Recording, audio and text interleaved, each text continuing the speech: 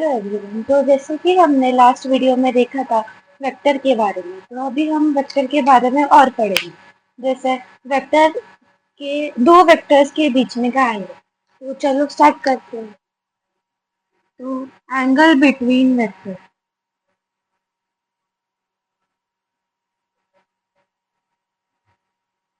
तो सबसे पहले हमें दो वेक्टर चाहिए होगा।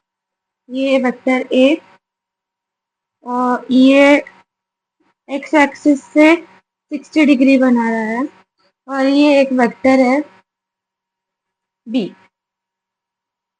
जो एक्स एक्सिस से 90 डिग्री बना रहे हैं। तो अभी हमको इन दोनों को पैरेलली शिफ्ट करके इनकी टेल या फिर हेड ज्वाइन करनी है। जैसे इसको हमने पैरेलली शिफ्ट किया ए को यहाँ पे,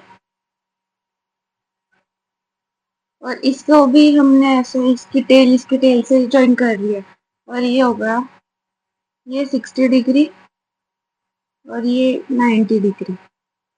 तो इन दोनों के बीच में का एंगल होगा 90 डिग्री माइनस 60 डिग्री। जैसे कि ये एक्स एक्सिस से उतने ही दूर है एक दूसरे के, इसलिए तो अभी इन दोनों के बीच में का एंगल होगा 30 डिग्री। तो कभी भी दो वेक्टर्स के बीच में का एंगल ढूंढने के लिए हमें उन दोनों को साथ में लाना पड़ता है। उनके हेड्स या फिर उनके टेल्स दोनों को साथ में लाके रखना पड़ता है। अगर हमने ये एग्जांपल ये हो गया, और एक एग्जांपल लिया, जैसे कि ये एक वेक्टर है सी और ये एक वेक्टर है, ये एक वेक्टर है बी। तो हम अभी इसको और इसको ज्वाइन करना चाहते हैं, तो हम इसको पैरेलली सामने शिफ्ट करेंगे बी को विदाउट चेंजिंग इट्स मैग्नीट्यूड और डायरेक्शन। तो अब इन दोनों के बीच में का एंगल होगा 90 डिग्री। तो इसी प्रकार हम करते हैं एंगल बिटवीन वेक्टर्स। तो वेक्टर कभी भी 180 डिग्री से ज़्यादा नहीं हो सकता है, और वेक्टर जीरो से 180 डिग्री में का हो सकता है। अगर समझो वेक्टर ऐसा आ गया, ये है मान लो 220 डिग्री, तो हम इसे कंसिडर नहीं करेंगे, हम इस वाले वेक्टर को कंसिडर करेंगे। मतलब ये ये वाला जो एंगल होगा, ये वाला एंगल थीटा, तो हम इसे एंगल बिटवीन द वेक्टर्स मानेंगे, ना तो इसे। तो कभी भी एंगल बिटवीन टू वेक्टर्स हमें 0 डिग्री से लेके 180 डिग्री के बीच में का ही होगा। अभी हमने एंगल बिटवीन द वेक्टर्स देख लिया, अब और हमने पैरेलल शिफ्ट करना वेक्टर्स को देख लिया, टाइप्स भी देख लिए। अभी हम देखेंगे एडिशन और सब्ट्रैक्शन ऑफ वेक्टर्स। तो इसमें सबसे पहले होता है, अगर दो वेक्टर हुए तो उनको लगता है ट्रायंगल लॉ,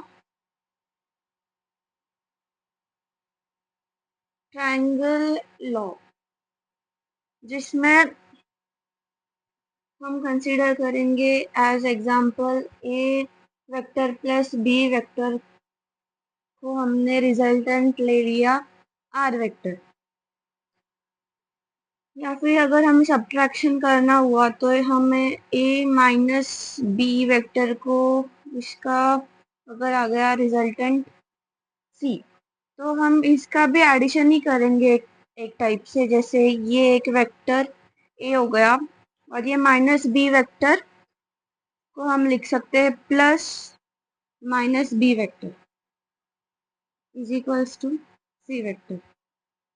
मतलब हम सब में एडिशन ही करेंगे। सब्ट्रैक्शन को, मतलब सब्ट्रैक्शन ज़्यादा तो एडिशन का ही होता है। जैसे कि a plus B is equals to C, तो हम ऐसा भी तो लिख सकते हैं और हम a minus b is equals to d को ऐसा भी तो लिख सकते हैं a plus minus b is equals to d. तो सेम यहाँ पे वैसा ही हो रहा है।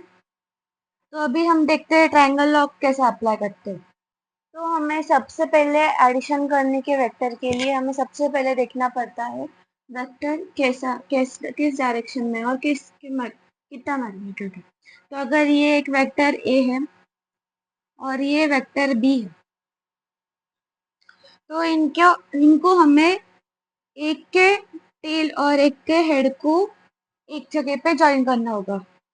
जैसे कि ये एक वेक्टर ए है और ये वेक्टर ए, जिसको हमने पैरेलली शिफ्ट कर दिया, और अभी हम बी वेक्टर को भी पैरेलली शिफ्ट करेंगे यहाँ पे।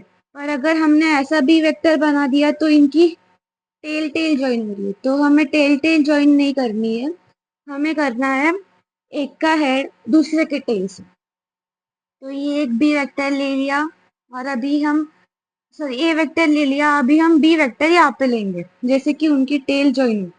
ये ले लिया बी वेक्टर। तो अभी हम इन दोनों के तो अभी हम इन दोनों को जो इस पॉइंट से लेके इस पॉइंट तक ज्वाइन कर रही है, वो वाले वेक्टर को हम रिजल्टेंट वेक्टर कहलाते हैं। जैसे ये वेक्टर ए हो गया, ये दोनों को अगर तो ये दोनों लेने के बाद ये जो होता है ये उनका रिजल्टेंट होता है, जो इसकी टेल और टेल दोनों से चिपके और ये दूसरे वेक्टर की हेड और हेड से चिपके। तो ये दोनों हो गया, तो ये हो जाता है उन दोनों का एडिशन। और इसका फॉर्मूला होता है a plus B is equals to R, और आर का फॉर्मूला होता है A square plus B square plus 2ab cos theta.